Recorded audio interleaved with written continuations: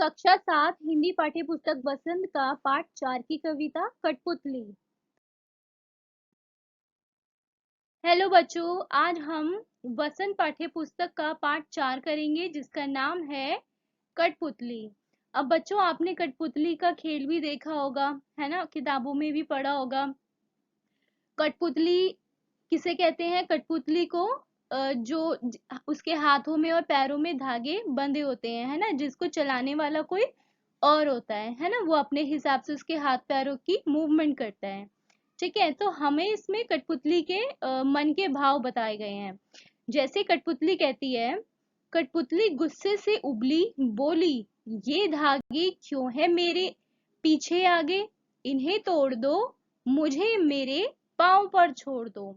अब जो कठपुतली है वो सोचती है कि वो कितने टाइम से, कितने बरसों से धागों में बंधी हुई है, ठीक है, और दूसरों की उंगलियों के इशारों पर वो नाच रही है। तो वो इस गुलामी का जो ये जीवन है उससे मुक्त होने के लिए उसके मन में इच्छा जगती है, मतलब वो इससे आजाद होना चाहती है, उन धागों से। वो ये सोचकर क्रोधित हो जाती है, मतलब उसको ये सोचकर गुस्सा आता है कि अ, इन धागों ने उन्हें आखिर जकड़ क्यों रखा है, मतलब उनके पैरों में, हाथों में ये जो धागे हैं ये क्यों बांधे गए हैं।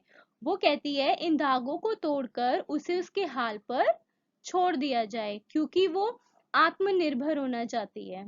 क्या होना चाहती है? आत्मनिर्भर, यानी कि वो अपने पैरों पर खड़ी होना चाहती है। ठीक है, उसे अपने पैरों पर खड़ा होना है, उसे किसी के इशारों पर नहीं चलना है। वो किसी के भी इशारों पर चलना नहीं चाहती और वो अपनी ही मर्जी से कोई भी काम करना चाहती है। ठीक है, सुनकर बोली और कठपुतलियां कि हाँ, बहुत दिन हुए हमें अपने मन के छंद छुए। अब जो ये जो कठपुतली है, जब ये सब बात कह रही होती है तो बाकी जो कठपुतलियां हैं वो इसकी बात सुन लेती हैं। तो पहली कठपुतली की बात सुनकर जो और दूसरी कठपुतलियां होती हैं उनके मन में भी आजादी की जो इच्छा है वो जगने लगती है। ठीक है, और वो भी उसकी हाँ में हाँ मिलाने लगती है। वो भी कहती है कि हाँ, हमें बहुत टाइम हो गया अपने मन का कोई काम करे हुए। ठीक है, अपनी मन मर्जी से काम करने का उन्हें कोई अवसर नहीं मिला है, कोई अपॉर्चुनिटी नहीं मिली है। और सभी कठपुतलियां लड़ाई के लिए, मतलब अपनी आजादी की लड़ाई के लिए तैयार हो जाती हैं, क्योंकि अब उन्हें भी ऐसा लगने लगता है कि उनको भी आजाद होना चाहिए और अपनी मर्जी का काम करना चाहिए। मगर पहली कठपुतली सोचने लगी, ये कैसी इच्छा मेरे मन में जगी। अब जब पहली कठपुतली की बात सुनकर बाकी सारी कठपुतलियां आजादी के लिए लड़ने को तैयार हो जाती हैं, तो जो पहली कठपुतली होती है वो सोच में पड़ जाती है, क्योंकि पहले उसने सिर्फ अपनी आजादी के लिए सोचा था, इसलिए उसे गुस्सा आया था, है ना, कि क्यों उसको पैरों में धागे बांधे गए हैं उसके पैरों में। लेकिन अब जब उस पर सारी कठपुतलियों की आजादी की जिम्मेदारी आ गई है, तो वो सोच में पड़ जाती है। वो चाहती है कि वो सोच समझ कर ही कोई कदम उठाए, क्योंकि आजाद हो जाना आसान है ना? आजादी के लिए लड़ाई लड़ना और फिर उस आजादी को बनाए रखना और सही तरीके से इस्तेमाल करना उस आजादी का, वो कठिन है। तो इसीलिए वो जो पहली कठपुतली होती है वो सोच में पड़ जाती है। ठीक है, तो ये थी बच्चों कठपुतली की कविता, जिसमें हमने उसकी आजादी, उसकी भावनाओं के बारे में हमने समझा, है ना, कि क्या वो सोचती है, क्योंकि वो उसके पैरों में धागे बंधे रहते हैं तो वो सोचती है कि क्यों उसके पैरों में ये जो धागे हैं वो उनसे जकड़ा हुआ है उनको, और क्यों उसे किसी और के इशारों पे चलना होता है। तो उसकी इस उठती हुई जो भावना, जब बाकी कठपुतलियां के बाकी कठपुतलियों को पता चलता है, तो वो भी चाहती हैं कि वो भी आजाद हो जाए और अपनी मनमर्जी का कोई काम करे, है ना, मतलब दूसरों के इशारों पर वो ना चले। ठीक है, तो ये जो कविता थी बच्चों, ये थी भवानी प्रसाद मिश्र की। ठीक है, आपको ये याद रखना है। ओके बच्चों, अब हम इस कविता के प्रश्न अभ्यास करेंगे। पहला है, कठपुतली को गुस्सा क्यों आया। अब कठपुतली को गुस्सा क्यों आया था, क्योंकि उसे दूसरों के इशारों पर नाचना पड़ता है ना। और वो लंबे अरसे से क्या है, दागों में बंधी हुई है। ठीक है, वह अपने पाँव पर खड़ी होकर आत्मनिर्भर बनना चाहती है। धागे में बंधना उसे पराधीनता लगता है ना। मतलब ऐसा लगता है कि वो किसी गुलामी का जीवन जी रही है, इसीलिए उसे गुस्सा आता है। अगला है, कठपुतली को अपने पाँव पर खड़ी होने की इच्छा है, लेकिन वह क्यों नहीं खड़ी होती। अब वो क्यों खड़ी नहीं होती, क्योंकि कठपुतली स्वतंत्र होकर अपने पाँव पर खड़ी होना चाहती है, लेकिन खड़ी नहीं होती, क्योंकि जब उस पर सभी कठपुतलियों की स्वतंत्रता की जिम्मेदारी आती है तो वह डर जाती है ना। उसे ऐसा लगता है कि कहीं उसका उठाया गया कदम बाकी कठपुतलियों को मुश्किल में ना डाल दे। ठीक है। अगला है, पहली कठपुतली की बात दूसरी कठपुतलियों को क्यों अच्छी लगी। पहली कठपुतली की बात दूसरी कठपुतलियों को बहुत अच्छी लगी, क्योंकि वे भी स्वतंत्र होना चाहती थी और अपने पाँव पर खड़ी होना चाहती थी, अपनी मनमर्जी के अनुसार चलना चाहती थी। पराधीन रहना किसी को भी पसंद नहीं है, यही कारण था कि वे पहली कठपुतली की बात से सहमत थी। ठीक है। अगला है, पहली कठपुतली ने स्वयं कहा कि ये धागे क्यों है मेरे पीछे आगे, इन्हें तोड़ दो, मुझे मेरे पाँव पर छोड़ दो। तो फिर वह चिंतित क्यों हुई कि ये कैसी इच्छा मेरे मन में जगी। नीचे दिए वाक्यों की सहायता से अपने विचार व्यक्त करें। जैसे, उसे दूसरी कठपुतलियों की जिम्मेदारी महसूस होने लगी थी, है ना, और शीघ्र स्वतंत्र होने की चिंता होने लगी। वह स्वतंत्रता की इच्छा को साकार करने, स्वतंत्रता को हमेशा बनाए रखने के उपाय सोचने लगी। वह डर गई क्योंकि उसकी उम्र कम थी। तो हमें इसके आधार पे इसका उत्तर देना है। जैसे, पहली कठपुतली ने अपनी इच्छा तो व्यक्त कर दी कि मुझे स्वतंत्र होना है, लेकिन बाद में उसे अपनी जिम्मेदारी महसूस होती है कि स्वतंत्र होने की जो क्षमता है उसमें नहीं है। क्योंकि अकेले स्वतंत्र होना एक अलग बात होती है, लेकिन जब हम दूसरे लोगों के संग स्वतंत्र होने की बात कहते हैं, है ना, दूसरों को भी स्वतंत्र करवाना, वो एक अलग बात होती है। उसे लगा कि उसकी उम्र अभी इतनी नहीं है कि वो सबकी जिम्मेदारी उठा सके, है ना। उसे लगता है कि वो अभी छोटी है।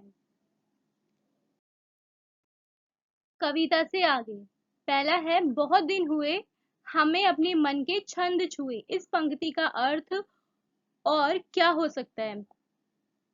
अब हमें इस पंक्ति का और अर्थ बताना है। जैसे, बहुत दिन हो गए, मन में कोई उमंग नहीं आई। बहुत दिन हो गए, मन के भीतर कविता सी कोई बात नहीं उठी जिसमें छंद हो, लय हो।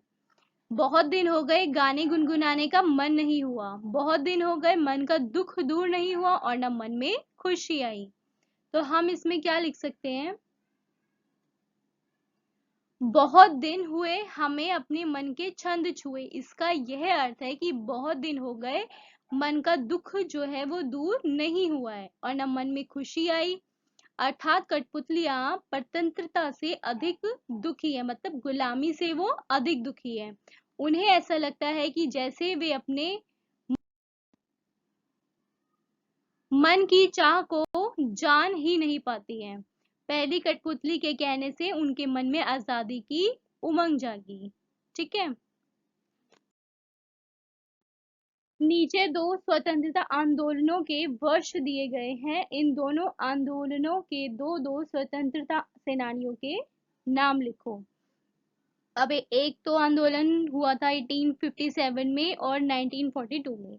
अब इनके हमें सेनानियों के नाम लिखने हैं जो उनमें शामिल थे। जैसे, पहले में हम लिख सकते हैं लक्ष्मीबाई।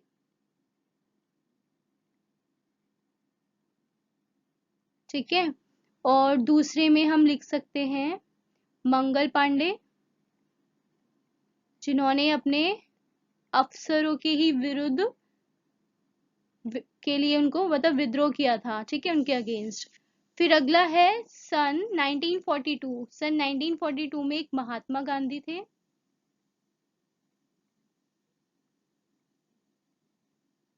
ठीक है, और दूसरे में हम लिख सकते हैं जवाहरलाल नेहरू।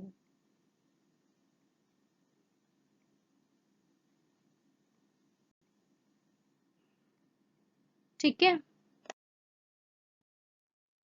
अब आती है भाषा की बात। कई बार जब दो शब्द आपस में जुड़ते हैं तो उनके मूल रूप में परिवर्तन हो जाता है। कठपुतली शब्द में भी इस प्रकार का सामान्य परिवर्तन हुआ है, जैसे काठ और पुतली से क्या बना, कठपुतली। ठीक है, और ये बोलने में सरल हो गया। इस प्रकार के कुछ शब्द बनाइए, जैसे काठ, काठ से क्या हुआ, कठ, तो क्या शब्द बना, कठ गुलाब या कठफोड़ा। ठीक है, अब यहाँ पे हमें दिया गया है हाथ, हाथ यानी हथ, तो इसे हम क्या बना सकते हैं, हथकड़ी। ठीक है, फिर है सोना, सोन, तो इसे हम क्या बना सकते हैं, सोन पापड़ी।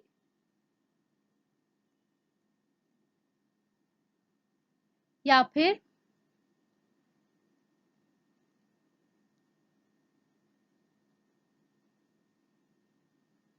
सोन हलवा। ठीक है, फिर आता है मिट्टी यानी मट, तो इसे हम क्या बना सकते हैं, मटका।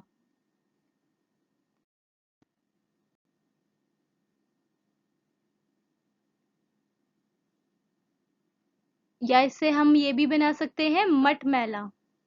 ठीक है,